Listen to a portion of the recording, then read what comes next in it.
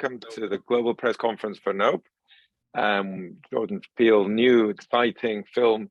And we are very lucky there with us today, Brandon Perea, who plays Angel, a key character in this film that everybody is so excited about. I'm sure. Woo, people are excited about it. Yeah, absolutely, very excited. I'm excited to be here. So thank you for having me. This is crazy. And I'm sure, Brandon, you were excited to be in it. Can you talk a bit about how you got that opportunity? Yeah. So it started off with receiving an email in my inbox, and then I see the top of it, and it's appointment self-tape for Brandon Perea, and it was for an untitled Jordan Peele movie. And when you see that, you kind of go a little crazy. And I saw it was for one of the lead roles, so I really wanted to do great in the audition tape. And I remember I read through the sides. They're pretty simple. It was 3 pages of dialogue, and it was about a Walmart employee at the time. And I had my reader, my buddy Chibuke Muche is also an actor, and he helped me out with this audition, so I got to give credit to him. Yeah, we were just going through the pages, and we were like, okay, this is kind of simple for Jordan Peele, though. So I was like, and I know they're probably just dummy sides, that just like quick mock sides that we just got to read through, but I was like, I feel like he's going to want something different and complex rather than just what's on the page. So we started hashing out ideas of what we can do to really raise the stakes of the scene.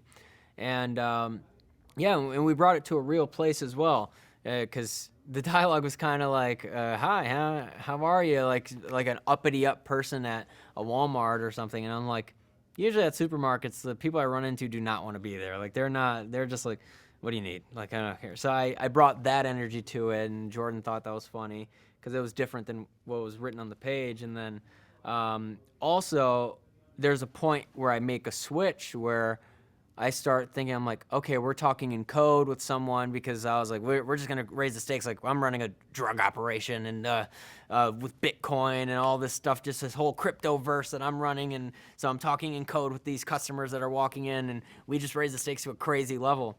And Jordan thought it was far different than what he wrote for, and he thought it was super funny. So I got a callback, and I did a callback with Jordan on Zoom. And we read through the scene. He added a new scene as well, just another fake scene where I just had to act scared, and just wrote something like, I remember he wrote something like he sees a white ghost come into the frame, and I was like, what movie is this dude making? And I was like, what? Come to find out, it had nothing to do. I just needed to see that I could be scared naturally. And so the callback went really well, I thought, and waited a day, and then got another callback for an improv session with Jordan. And I talked to my reps, and they were like, all right, you don't need to know the dialogue. It's just improv session. I was like, okay, cool. But I brought my reader just in case. I was like, maybe he wants me to read the scenes. I don't know. I'm prepared for it.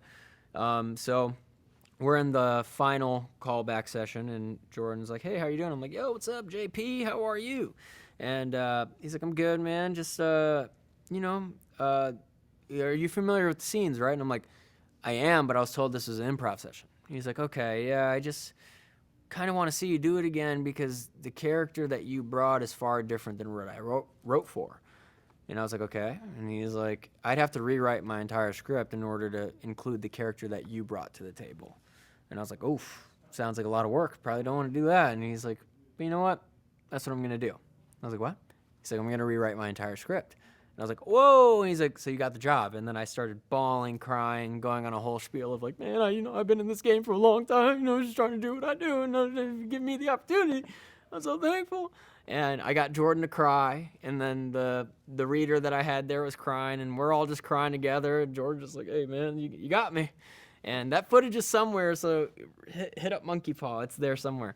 And yeah, that's how I got the job. There's the long story of it.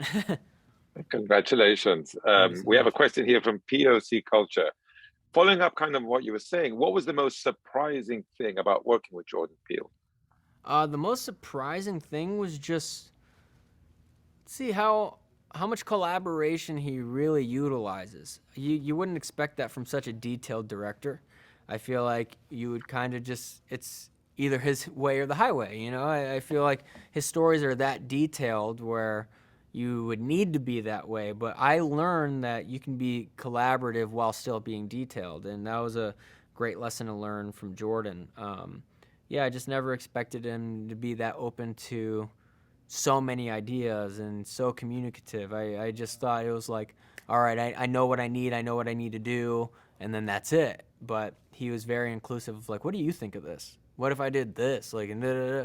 So it was cool that he really respected my opinion, and yeah, that was definitely the surprise for me.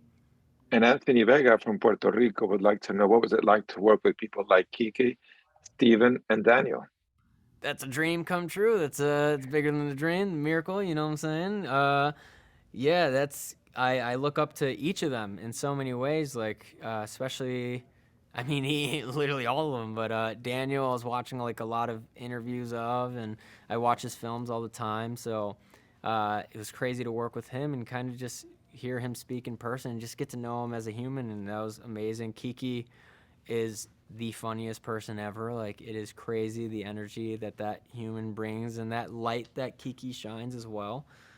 Just such a bright light that can never be dimmed. You'll never be able to dim down Keke Palmer. She'll always shine through, and that was so inspiring to see. And she's just so talented. I think people are going to be so floored by her performance in this film. Like, whew, so many layers, so many layers. And then working with someone like Steven's insane because um, Steven showed up to my first red carpet premiere ever. I was in a TV show called The OA on Netflix, and Steven was friends. We had a mutual friend in Scott Wilson, and he showed up to the premiere of that show. And I remember just being such a fan of Steven through watching The Walking Dead. And I was just like, wow, Steven Yeun's at my first premiere. Like, I'm like mind blown. My little brother's going crazy. Like, that's Glenn. And I'm like, oh, dude, I know this is crazy. And then I get cast in this film, and then Peele's telling me, like, yo, I think I'm going to get Steven Yeun for one of the roles. And I'm like, now I'm about to work with him. Like he showed up to the premiere, but now I'm gonna be in a project with Steven. So I'm on cloud nine, no pun intended, but I'm there. That's an incredible cast. I can't believe I share the screen and the poster with them. Like that's mind blowing. Oh, you definitely do. Gil Rivera from Movie Network PR said, your character is described as someone who knows the alien lore. In real life, are you a fan of alien themes?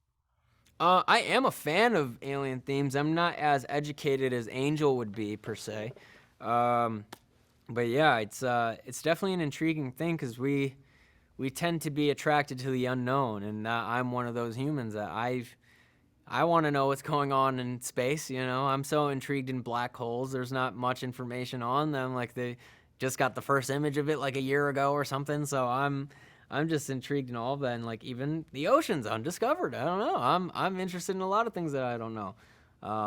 So yeah, aliens. There's definitely an uh, intriguing storyline and idea, and yeah, you can make it scary because it's unknown. The unknown is kind of freaky, but yeah, I'm definitely interested in aliens.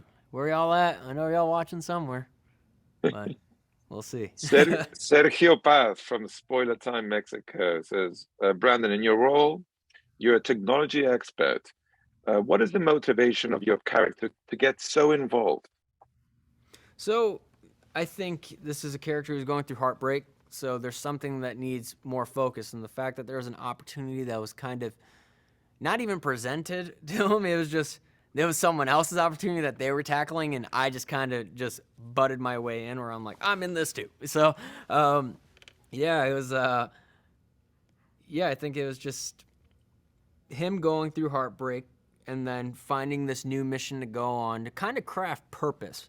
The way that I was crafting this role, I was like, this kid needs some sort of purpose because he's just getting beat down all the time, and this heartbreak's really killing him, and he just needs something. So and needs some sort of fulfillment. So I just think such a lonely person that was able to find a community just based off of the spectacle. So just really diving into that mission of like that became the duty, even if life depended on it. You know, it was just ready and willing. And then there are those realization moments of like, are we really doing this? Okay, we're doing's important. Okay, whew, all right, it's important. All right, I gotta do it. All right, I'll do it. So, yeah, I just think the motivation just came from needing purpose. Yeah. And also, Angel is very technologically savvy. How about you in real life?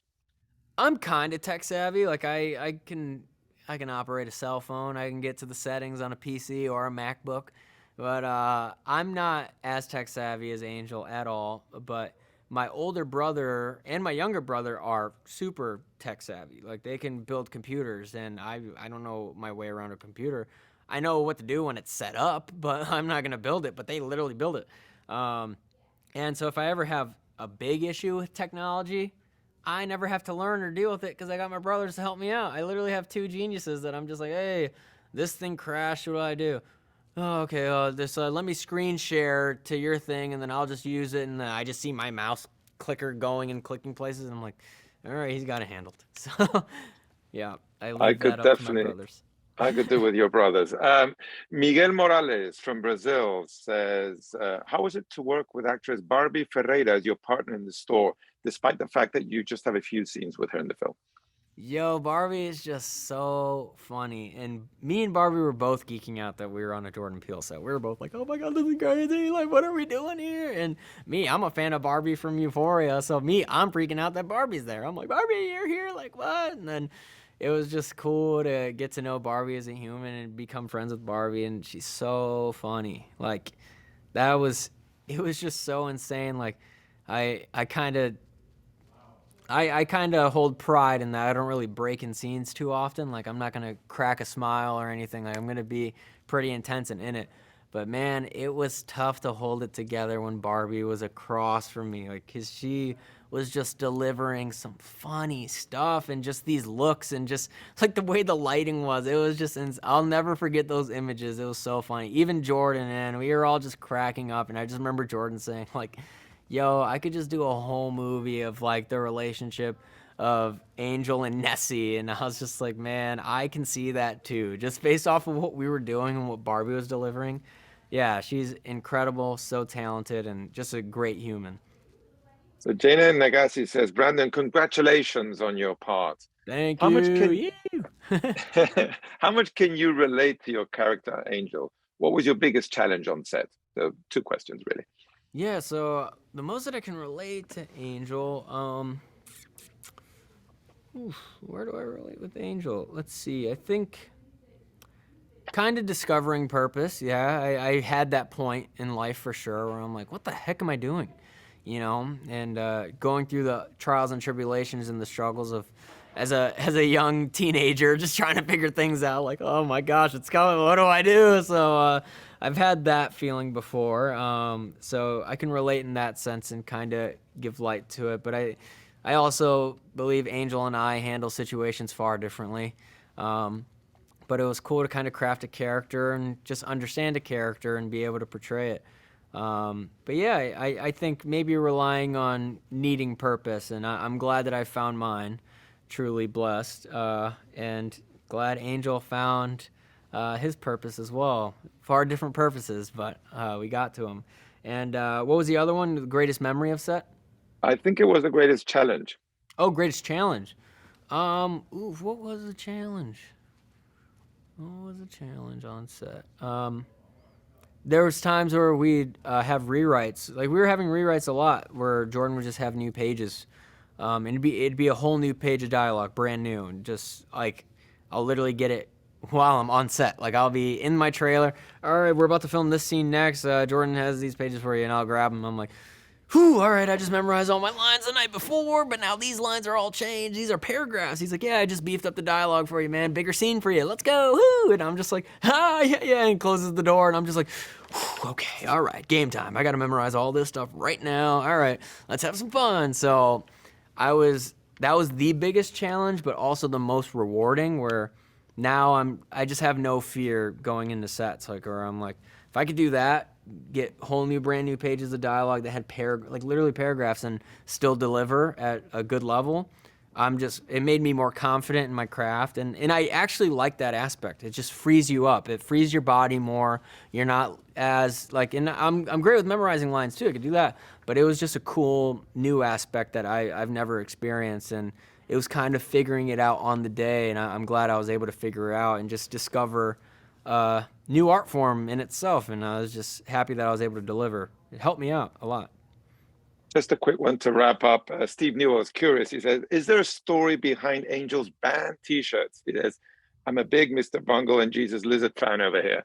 Yeah, yeah. All the stories behind Angel's teacher, all the music he listens to, it just kind of gives an insight look of like what level this dude is living on, what level he's playing on when it comes to taste in music, this rock metal music, and just kind of showcases the darkness within this kid, and yeah, just really just gives just headway to what type of human he is and what person he is, and just how detailed Angel can be as well. He's very knowledgeable of so many things and so many topics. So I think it's just like, it just crafts understanding like, he's getting into the nicks and crannies of rock music and metal music, and he's also getting into the nicks and the crannies of aliens. He talks about ancient aliens and stuff. So it just showcases he's a detailed lad, he's a young person that is just very detailed and really dives in. So I think it's just those little sprinkles of detail for storytelling that gives the audience like, oof,